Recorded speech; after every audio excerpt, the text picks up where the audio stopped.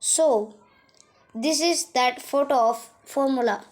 So, our ma'am wrote HCFs CF3 CH2F hydrochlorocarbon CHCIFCs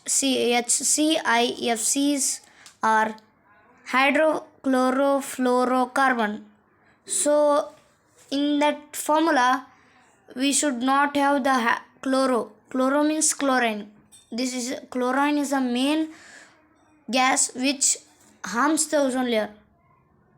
So our ma'am wrote lastly they wrote CF3C bracket oxygen atom bracket 2 O4.